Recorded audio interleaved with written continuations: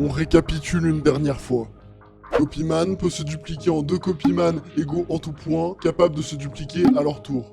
2 Copyman peuvent refusionner, cumulant ainsi leurs souvenirs et leur santé. Un Copyman trop blessé ne peut plus se dupliquer et est généralement laissé pour mort par les autres Copyman. Plusieurs Copyman se cachent dans la ville, tandis qu'un seul patrouille. De cette manière, même si le Copyman en patrouille vient à périr, les autres n'ont qu'à se dupliquer pour le remplacer. Il est donc vain d'affronter Copyman sans préalablement trouver et détruire toutes ses cachettes. Par chance, je connais tous les secrets les plus intimes de Copyman, dont l'emplacement de ces 3 cachettes. La première cachette sera infiltrée par l'homme boue.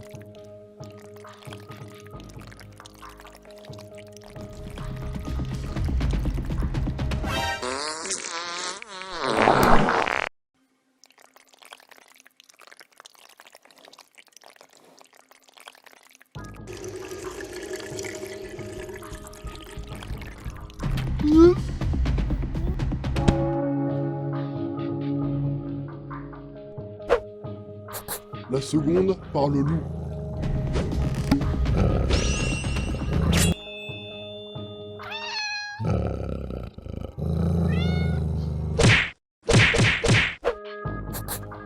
Et la dernière par le fantôme. Oh oui, oui, à gauche, oh oui.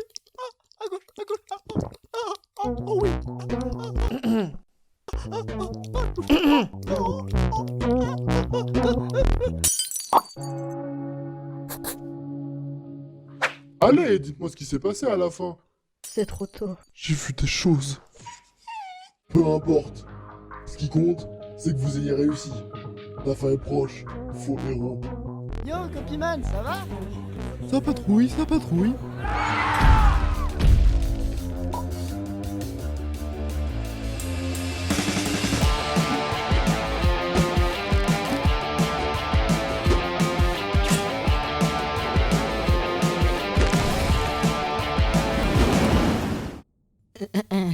Copyman a entamé un combat avec 3 individus. Il semble en difficulté, mais on a l'habitude de le voir perdre au premier round, n'est-ce pas? Tant qu'un Copyman va bien, tout va bien.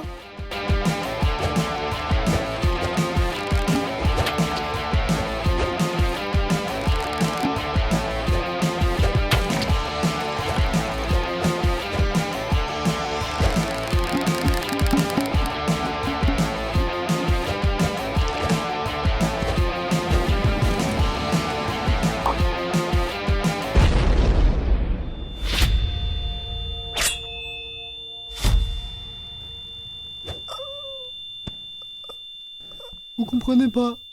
D'autres vont venir, ça sert à rien de m'affronter. Appartement 4, rue du Quai. Appartement 7, avenue des Lilas. Appartement 2, impasse du Barreau. C'est fini. Tu n'es pas un héros. Tu cours à l'abattoir en étant persuadé d'être immortel pendant que tes semblables meurent de douleur. Et le pire, c'est que tu ne t'en rends même pas compte. Ta gueule. Mais t'es qui à la fin? La seule personne qui Vois la vérité à ton sujet. C'était il y a 2 ans. Le géant a attaqué la ville, et toi, comme à ton habitude, tu as foncé dans le tas, sans te préoccuper des Copyman qui pourraient être blessés ou mourir. Évidemment, tu as gagné. Du moins, en apparence, puisque tous les Copyman qui n'ont pas eu la chance de sortir indemnes du combat jonchaient le sol. J'étais de ceux-là. Mais celui-ci respire encore. Alors, ça fait quoi d'être laissé pour mort quand les autres se pavanent au JT? On t'a bien recousu, mais tu ne peux plus te dupliquer. Dommage pour nous. Évidemment, tu ne parleras pas. C'est pour ça que je t'ai prévu un mois d'isolement. Mais bon, je suis pas un monstre. Je te laisse quand même la télé. Copyman, comment faites-vous pour être aussi courageux? Oh, vous savez, je risque rien en faisant ça, moi. Tant qu'un Copyman va bien, tout va bien.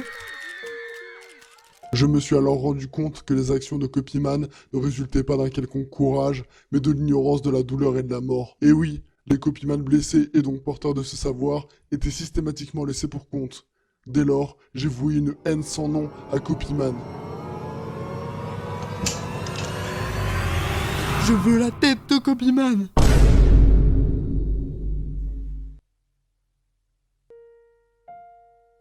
L'heure est grave, les révélations s'enchaînent. Il semblerait que cette fois-ci notre héros saute sans filet. Mesdames et messieurs, il se peut qu'on assiste à la mort de Copyman. Bref, je sais que t'es trop idiot pour comprendre. Par chance, j'ai une solution plus radicale. Quoi? Tu chiales?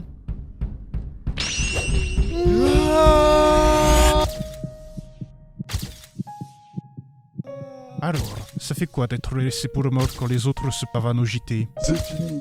Tu n'es pas un héros. Tu cours à l'abattoir en étant persuadé d'être immortel pendant que tes semblables meurent de douleur. Je veux la tête de Copyman. Et le pire, c'est que tu ne t'en rends même pas compte.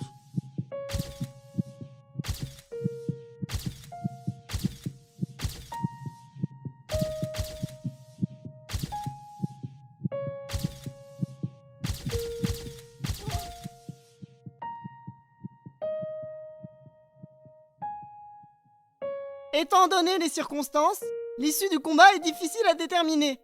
Une chose est sûre, le monde va changer drastiquement.